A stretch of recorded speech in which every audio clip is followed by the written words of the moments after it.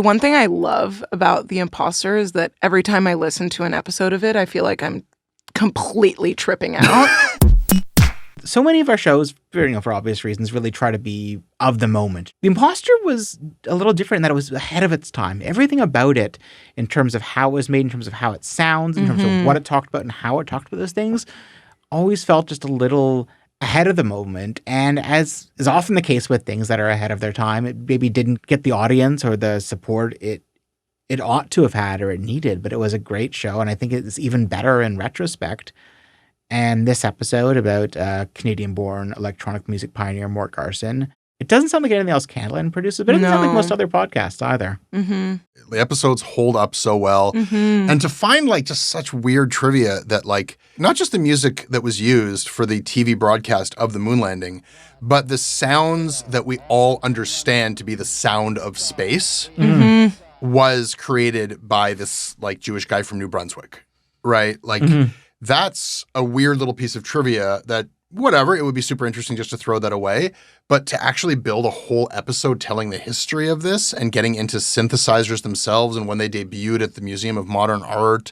What I love about The Imposter is that it's a show about art in which every episode is itself a piece of art. You've said it perfectly. It's so good. And it's so creative, like audio-wise. And Aaliyah is just a great host. Yeah. Here it is. The Man Who Scored the World.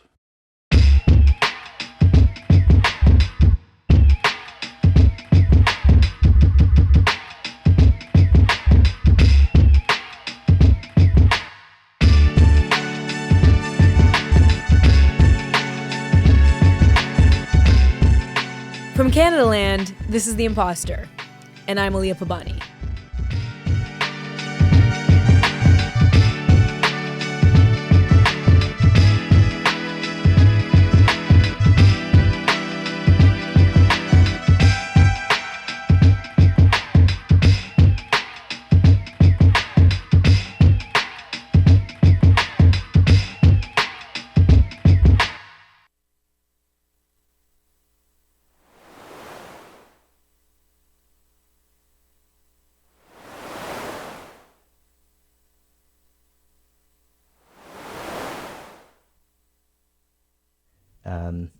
The easiest way to start to make something that sounds like, wind or waves is you take this amplifier that we're using to listen to the noise source and you just modulate its amplitude. So as the wave increases in intensity, it opens up the amplifier and lets the sound through. As it goes down in intensity, it closes the amplifier. If I turn the frequency up,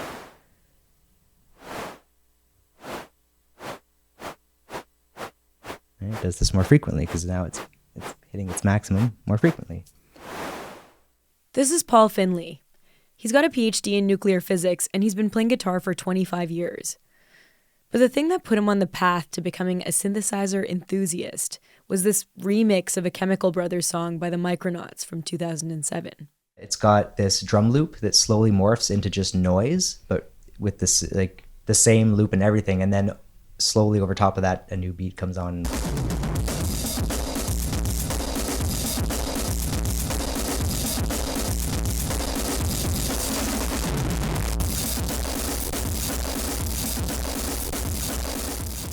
But I had never really heard anything like that before.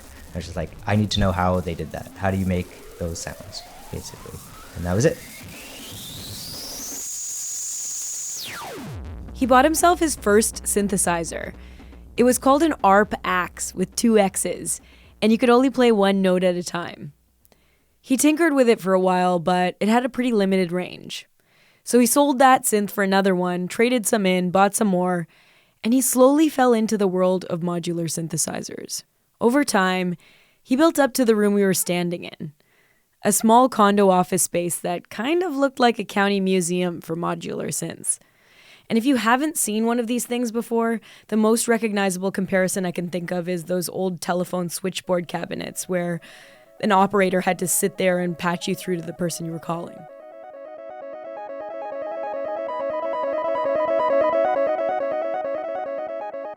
The modular synthesizer was invented in the mid-60s on opposite sides of the United States by 2 people who didn't know about each other. One of them was this guy, Don Buchla. Buchla was a musician who studied physics at UC Berkeley, and he got a Rockefeller grant to make an electronic instrument for live performance. So he did, and he gave it the catchy name Buchla 100 Series Modular Electronic Music System. When Buchla started manufacturing modular synthesizers for commercial sale, he didn't want to call them synthesizers. And that's because he thought it made them seem like they were supposed to be imitating existing instruments. What he wanted was for people to come up with entirely new sounds. His was more exploratory, experimental. He even didn't want to write manuals for his stuff because he didn't want to discourage people from experimenting. And maybe that resistance to making his instrument more approachable is why the other guy's name became almost interchangeable with the synthesizers you see on stages now. Bob Moog was a physicist too, but he was at Cornell. Moog's synthesizer used something called subtractive sound, which means that you start with a tone that's kind of unmusical, and then you pass it through filters to give it a shape. For example, if you pass it through a low-pass filter, it'll let lower frequencies pass and block higher ones. Then, if you run it through an amplifier, you can decide when the amplitude goes on and off. And there are a lot of different ways that it can be on or off.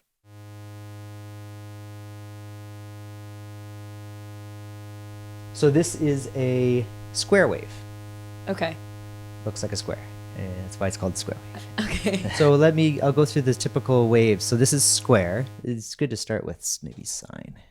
So a sine wave is it like wine where you have to move from like light to dark or?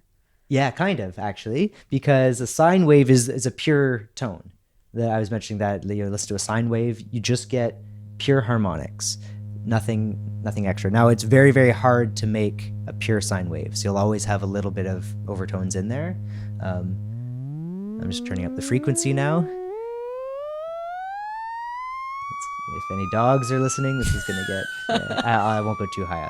Does it damage ears if you go too high, or do no, we just it's just stop unpleasant. perceiving Yeah. it?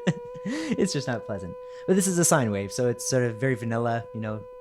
Imagine your test tone, right, from I don't know. BBC or something, right? It's just that pure sound. But sine waves aren't terribly interesting because they don't have all that extra harmonic content. Mm-hmm. But then the other waveforms contain harmonics, which means they don't just have that one frequency. They have additional multiples of that frequency in varying amplitudes.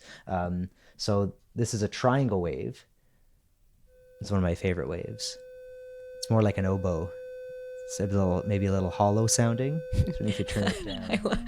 I don't hear an oboe, but I'll take your word for it. Oh, you would though if it was. It's getting there now. If it was oboe-y, yeah, you would. So very different, right? It has a different harmonic structure. In the mid to late 1960s, people had not heard these sounds yet. On August 28, 1969, the Museum of Modern Art held the first live synthesizer performance ever.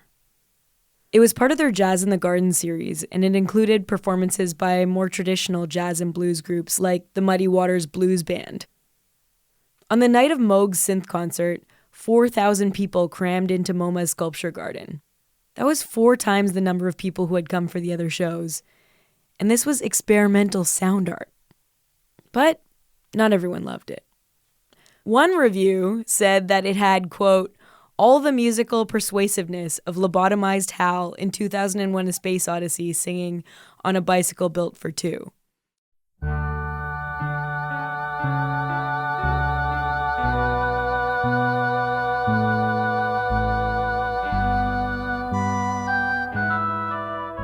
Later that same year, a composer named Wendy Carlos, who was going by Walter Carlos at the time, released an album of Bach pieces that were performed on a Moog synthesizer. It was called Switched on Bach. It sold over 1 million copies by 1974, and it later became the second classical album in history to go platinum. Switched on Bach made the synthesizer go mainstream, and because Carlos was working with Bob Moog throughout the recording process, testing components and suggesting improvements to the instrument, Switched on Bach also led to Bob Moog's breakthrough invention, the Mini Moog. I mean, the Mini Moog was a huge deal because instead of having to patch all these things together and have this big system, you had a self-contained box with a keyboard where everything was already pre-patched. They added a pitch wheel, which is a wheel that when you push it forward, it'll raise the pitch, And when you pull it back, it'll drop the pitch. And when it's right in the middle, it keeps it steady. So it seems kind of trivial, but like this didn't exist before. And so now while you're playing your solo, you can actually bend notes on a keyboard. You can't do that on a piano. This is unheard of. Like, you couldn't do that. I mean, everybody used the Mini Moog when it came out. Every single band. It was the first sort of commercial keyboard. We take it for granted now that you can just go into a shop and buy an electronic keyboard, but this was a huge deal at the time. I wanted to know how people were being introduced to this new instrument, so I asked Paul if he had any old manuals. He pulled out this yellow duotang filled with 274 photocopied pages of a rare textbook from the 1970s. It is called Electronic Music, Systems, Techniques, and Controls by Alan Strange. You actually got chapter 1 is preliminary statements about the subject matter, where he really wants to set out what he was trying to accomplish with this book. What's going on with these, the dedication or the quotes? Can you read these? Oh, sure. This is Luciano Berio says, one of the most important and fascinating aspects of music is the possibilities of coordinating the different layers of perception. I think that says it all right. That's there. really compelling. I mean. Yeah.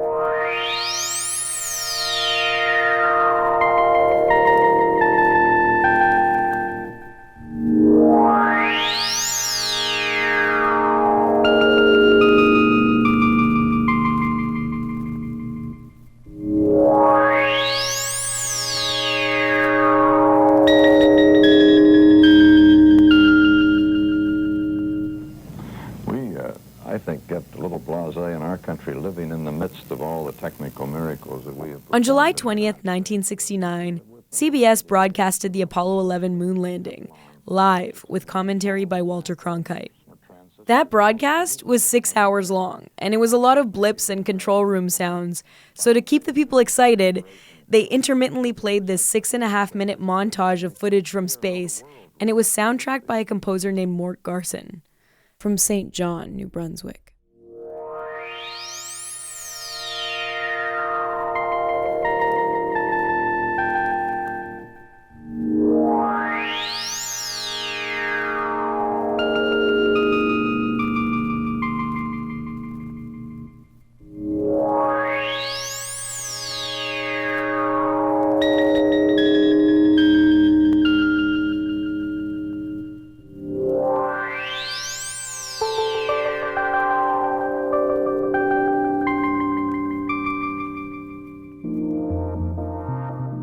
Mort told the LA Times that the only sounds that go along with space travel are electronic ones, so he used a Moog synthesizer. He made a big symphonic sound for the blast-off, some jazzy things for the zero-G game of catch, psychedelic music for a section that uses negatives and diffuse colors on shots taken inside the ship, and a pretty melody for the moon. He said, "After all, it's still a lovely moon."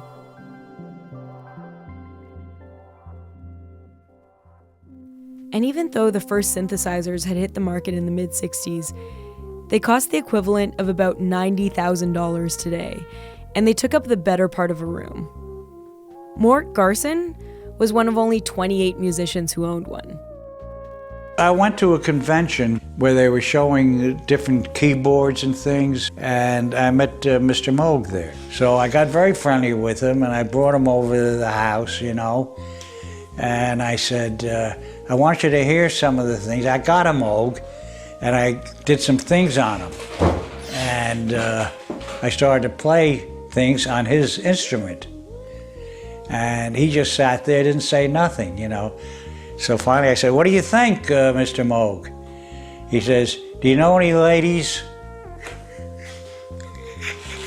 I almost fell off my chair. I wanted to know more about this person who took up this strange new instrument at age 40 and then ended up defining its sound. But Mort died in 2008. I found him in this featurette called The Music Man that was made shortly before he died. Here's Mort talking about his songwriting process. If I get an idea, I'll start a new one, but it has to be a great idea. I live with it. I walk and I sing it. Everybody thinks I'm a little out of it, when I'm walking the streets. and la la la la. And I really sing that loud, you know. Hey, Mort, how you doing? Yeah. Let me hear that. It sounds good. Yeah. Man, I'm looking at him online in a video that was done in 2008, I guess, just before he died. And boy, it's weird because I really hadn't seen him for years. That's Chuck Braverman. He's the documentary filmmaker who made that short film that aired during the moon landing. I called him up because I wanted to know what it was like to watch his film as part of this historic moment. And I wanted to hear about Mort. But he didn't remember it happening. I don't really remember all that much, if you want to know the truth. I'm just, I'm trying to remember as much as I can. But it was, 40-something years ago. Mm-hmm. So I read him some articles, and that helped jog his memory a bit. I was just a couple of years out of USC Film School. I was kind of the hot, new, young kid filmmaker on the block. And here I was, hiring Mort, who was 20 years my senior. And I had put together this film of all this footage of the spaceships launching and astronauts floating in space. And he produced the soundtrack for it. How I was able to afford him, or why, I can't imagine now looking back. And I guess because of that film, somehow I got onto CBS and used Mort and Mort's music, which was appropriate for the time because it was so far out and unusual and unique and different and exciting. He was making layers of different kinds of sound on top of layers on top of layers. He was way ahead of the music industry in many, many ways. When you try to imagine what it sounds like to be in space, you might think of something like this.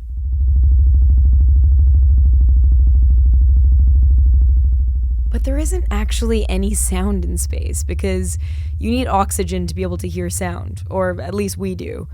And this association that we have is a fabrication that was created by these electronic musicians who came up with the space age.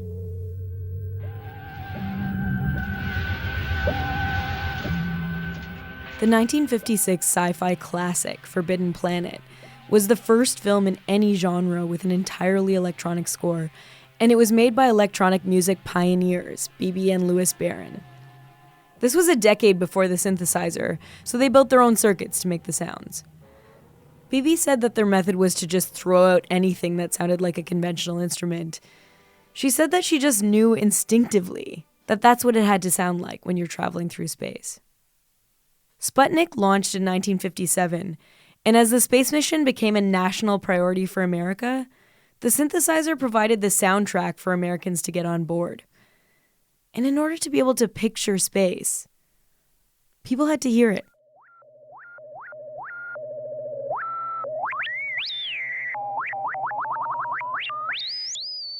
The future must have seemed like something more knowable back then. We were about to master space, and there was this bizarre machine that would let us shape sound in new and complex ways. And the combination of those two things kind of reads as propaganda now. For the idea that technology could integrate us with the natural world and that it could be under our control. You can hear that optimism in Mort's music. The sounds were far out, but they were still listenable. And soon Mort was getting paid a lot of money to make synthesizer music for TV commercials. There were 4 guys that came down to my studio. They wanted a 5-second commercial. One of the guys said, well, I hear like 5 different instruments. The other guy said, no, not 5, 3, and they should be very close together. And then the boss man of these guys, he said, look, just one note. And I was getting, I think, $20,000 for this commercial. So I went to the Moog, and I pressed one note down. Ding, this is C. He said, that's it. And that's what they used. It's a funny business.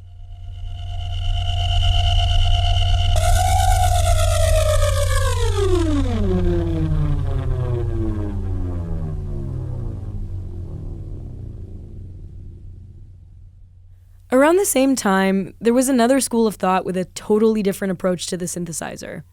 They had an eye to the future, but they were also grappling with the past. It's mostly Stockhausen, and Karl-Heinz Stockhausen, whose motivation was to create a music that had never existed before. And the reason for that was that he grew up during the Second World War as a German and wanted to distance himself from the entire history of Western music. I mean, we made music with stuff that wasn't supposed to be musical instruments at all, things that were supposed to be designed for testing circuits, right?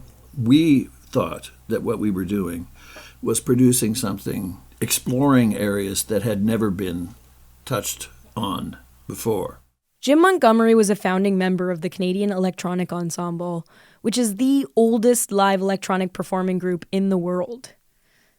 He didn't know Mort's work because they were in different worlds. Mort was making commercial music, and Jim was in academia. But after he gave it a listen, I asked him what he thought.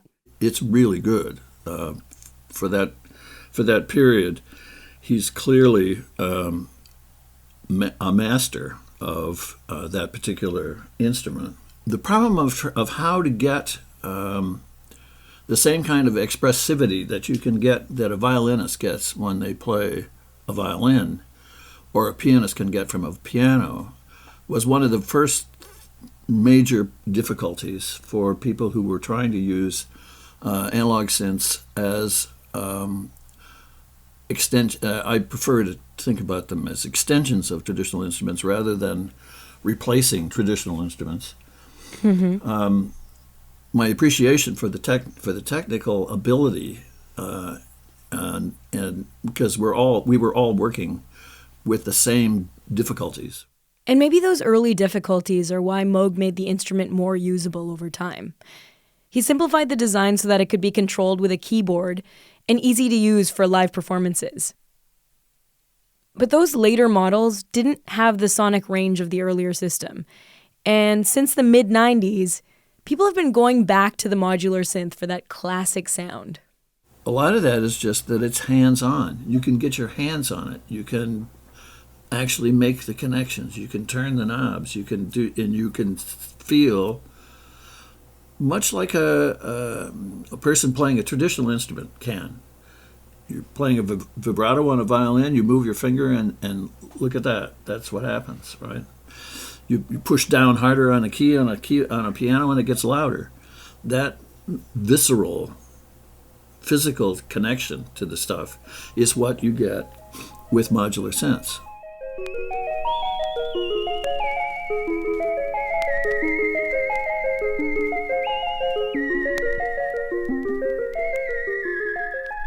Even though the promise of a technological utopia was never fully realized, artists are still drawing from the sounds of that era. In the mid-1970s, Mort Garson shifted his focus from outer space to making music for houseplants and the people who love them.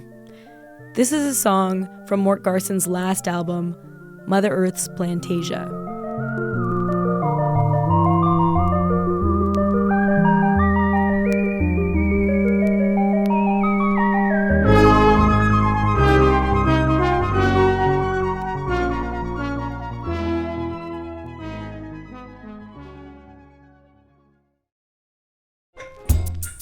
All right, well, this is something new for us. If you made it this far, maybe it's working. We have been making podcasts for over 10 years, but video is something new. If you want us to keep doing it, hit subscribe to this channel. It will make a difference. You also might want to hit subscribe to our main channel, and we're going to be posting videos there, exclusive content that we are not putting anywhere else.